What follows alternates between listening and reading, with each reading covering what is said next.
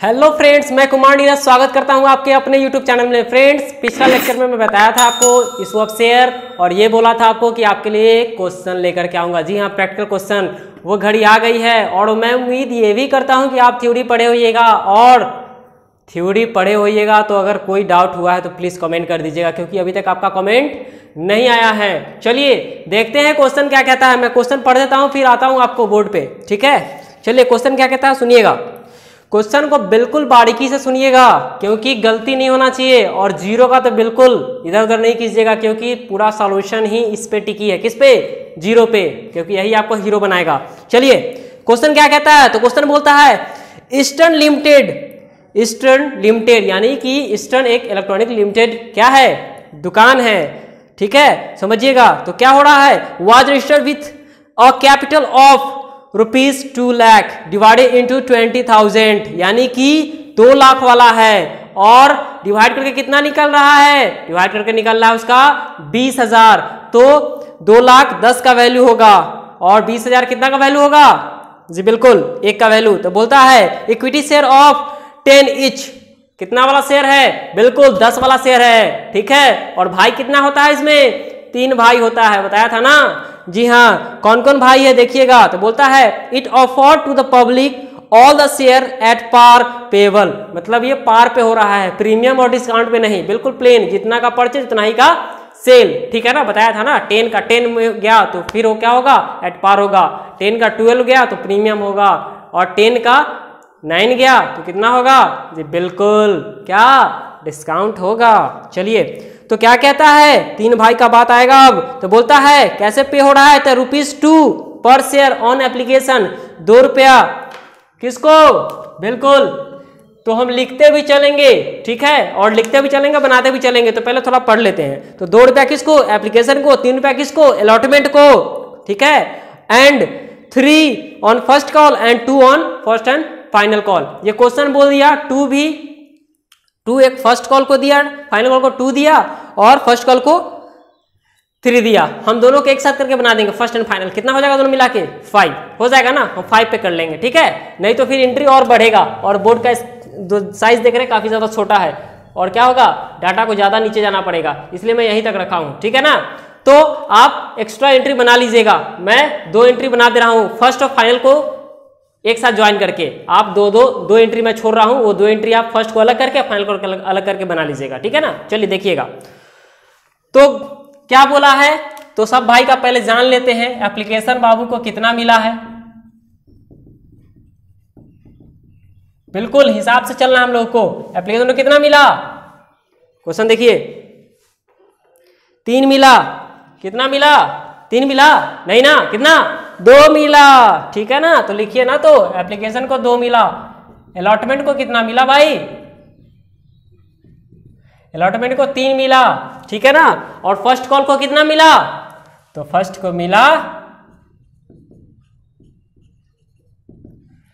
First को मिल गया 3, और फाइनल को कितना मिल गया भाई? इसको मिल गया 2। तो मैं बोला हूं कि ये दोनों का एक ही में काम चला देंगे एंट्री का, ठीक है। बाकी ये दोनों को अलग अलग कर लीजिएगा, आप बना लीजिएगा अलग, कोई दिक्कत नहीं है। मैं आपको कंबाइन करके दिखा दे रहा हूं, कोई दिक्कत नहीं ना। एक ही नाम में यूज कर दे रहा हूं, आप एंट्री सिर्फ बढ़ा लीजिएगा। 2 एंट्री और बढ़ जाएगा आपका। किसका? बिल्कुल फाइनल कॉल का अलग कर लीजिएगा, फर्स्ट को अलग कर लीजिएगा, फाइनल को अलग कर लीजिएगा, ठीक है ना। मैं एक ही में नाम लिख दिया हूं, अमाउंट भी उसी में लिख दे रहा हूं। ऐसा भी क्वेश्चन आएगा, ऐसा नहीं कि नहीं आएगा, ऐसा भी क्वेश्चन आएगा, इसलिए मैं दोनों पहले बता दे रहा हूं आपको, ठीक है। चलिए तो अमाउंट कितना वाला था? 2 लाख वाला अमाउंट। देखिएगा अमाउंट था आपका 2 लाख वाला, ठीक है। और कितना वाला शेयर था?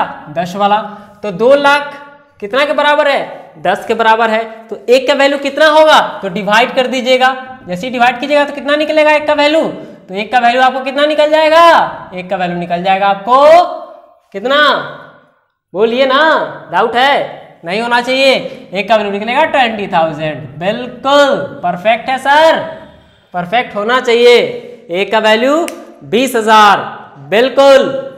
तो जब 10 का वैल्यू 2 लाख है तो 1 का वैल्यू जाहिर सी बात है कितना आएगा सर जी? तो बिल्कुल 20,000 ही आएगा, सही है ना। आता है ना निकालने, डिवाइड करके निकाल लीजिएगा, ठीक है ना। चलिए वैसे आपको ऐसे ही निकल जाएगा, हमको उम्मीद करते हैं कि आप समझदार होंगे। चलिए, तो अब हमको वैल्यू निकल गया। एंट्री बिल्कुल जैसा पैटर्न बताया था कि हर का कितना एंट्री होगा, 2 एंट्री होगा, उस हिसाब से हम लोग को चलना है कि सबका 2-2 एंट्री से पहले पैटर्न बना दिया हूं। अब अमाउंट आपके सामने भर दूंगा, ठीक है ना। तो एप्लीकेशन का कितना एंट्री भाई साहब, तो एप्लीकेशन का 2 एंट्री, पहला एंट्री ये रहा, दूसरा एंट्री ये रहा, ठीक है। पहला एंट्री डेट नहीं था क्वेश्चन में, इसलिए डेट मैं नहीं लिखा हूं, ठीक है ना। हिंदी वाले आप हिंदी में भी पढ़ लीजिएगा और इंग्लिश वाले आपके लिए इंग्लिश भी है और हिंदी भी है, ठीक है ना, कोई दिक्कत नहीं होना चाहिए। चलिए हिंदी वाले मैं आपके लिए हिंदी भी पढ़ देता हूं यार, कंफ्यूज मत होइएगा। चलिए मैं हिंदी पढ़ देता हूं। ईस्टर्न इलेक्ट्रॉनिक लिमिटेड का पंजीयन रुपीज 2 लाख की पूंजी के साथ हुआ, जो कि 10 वाले 20,000 क्षमता अंश में विभाजित है, यानी 20,000 में विभाजित है, ठीक है ना, 10 वाला शेयर। इसने जनता को समस्त अंश सम मूल्य पर निर्गमित किया, यानी एट पार पे निर्गमित कर रहा है। प्रति अंश 2 आवेदन पर दिया गया है, 3 आवंटन पर दिया गया है। अलॉटमेंट को आवंटन कहते हैं, एप्लीकेशन को आवेदन कहते हैं, ठीक है ना। और 3 प्रथम याचना यानी फर्स्ट कॉल पे, ठीक है, तथा 2 अंतिम यानी फाइनल कॉल पे, ठीक है। और बोल दिया कि इसका आपको शेयर बनाना है, क्या जनरल एंट्री बनाना है शेयर का, ठीक है। चलिए, तो बिल्कुल इस प्रकार बता दिया आपको कि 2 लाख वाला था, कितना शेयर था 10, तो एक का वैल्यू 20, तो एप्लीकेशन को 2 मिला, तो कितना होना चाहिए एप्लीकेशन का अमाउंट, तो 20,000 गुने 2, 20,000 गुने 2, बिल्कुल कर लीजिएगा। एक का वैल्यू 20,000 है तो 20,000 इसका गुना कर दीजिएगा 2, कितना निकलेगा जी सर, कितना, अरे 40,000 ही तो निकलेगा, कोई दिक्कत नहीं ना, ठीक है ना सिर, बिल्कुल ठीक है, कोई दिक्कत नहीं। तो लिख दीजिए ना 40,000, 40,000।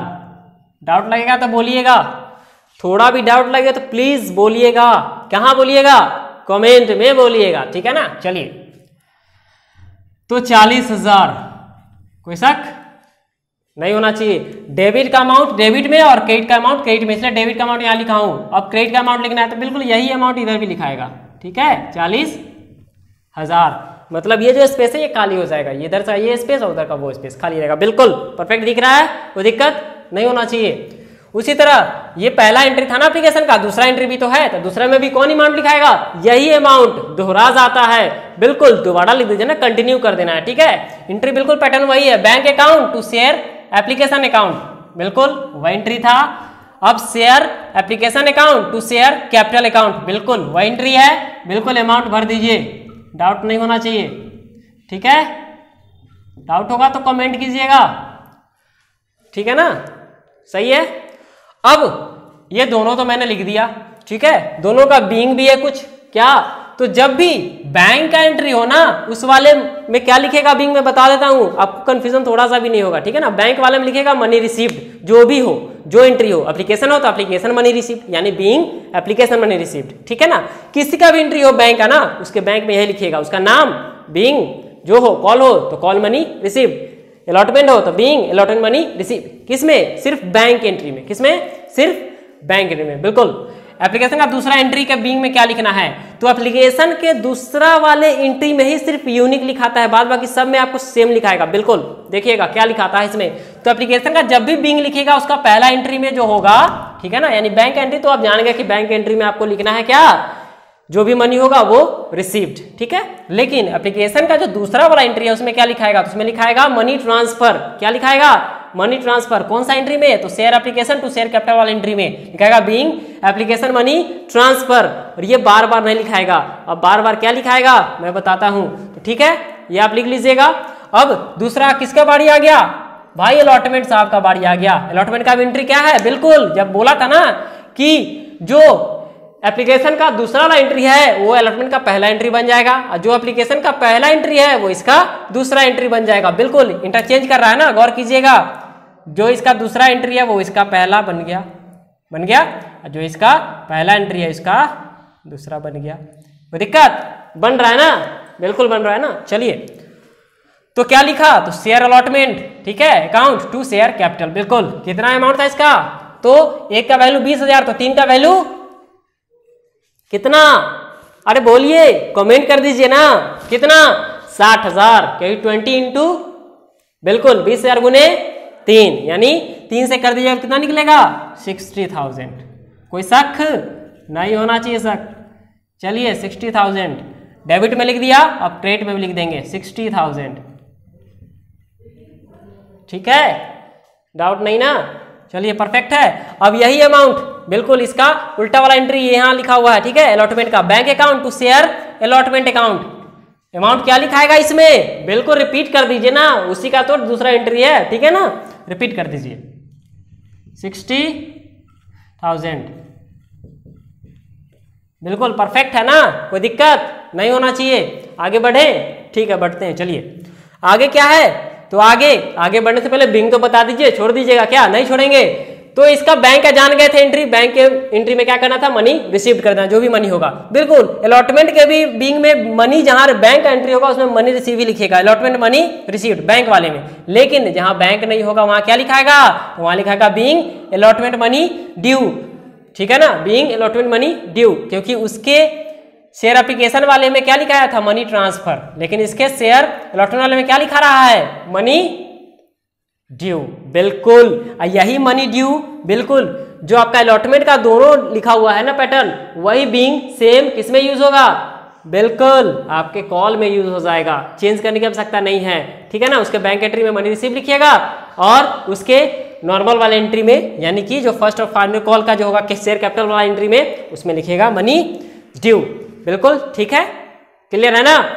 एक बार देख लीजिएगा बीइंग क्या लिखता है, अब बुक से भी मिला लीजिएगा, डाउट होगा तो फॉर्मूला देख लीजिएगा। ठीक है, चलिए अब बिल्कुल यही एंट्री, फिर ये तो इंटरचेंज करना था, लेकिन अब तो यहाँ इंटरचेंज करने की आवश्यकता नहीं है ना, यहाँ इंटरचेंज करने की आवश्यकता नहीं है। बिल्कुल यही बात इसके लिए भी लागू हो जाता है, जो इसका उल्टा ये किया है ना, बिल्कुल इसके लिए भी यही, इसी का उल्टा, बैंक का ही उल्टा ये भी रन करेगा। ठीक है, यानी कि मान लीजिए कि आप इसको उलट दिए तो अब ये सीधा हो चुका है, यही पैटर्न बिल्कुल यहाँ पे इस्तेमाल आप कर दीजिए, कोई दिक्कत नहीं होना चाहिए। ठीक है ना, आसान है ना, कोई दिक्कत नहीं होना चाहिए। तो अब बिल्कुल इसको सॉल्व कर दीजिएगा। ठीक है, share first and final call मैं एक ही में एंट्री कर दिया हूँ, क्योंकि फर्स्ट कॉल का कितना था 3 और फाइनल कॉल का कितना है 2, तो दोनों मिला के कितना हो गया 5।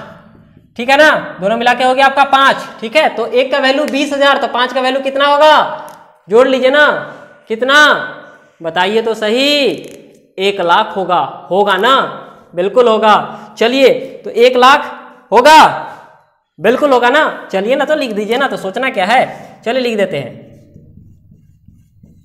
बिल्कुल 1 लाख इधर भी। ठीक है, यही मान फिर से कंटिन्यू हो जाएगा। ठीक है,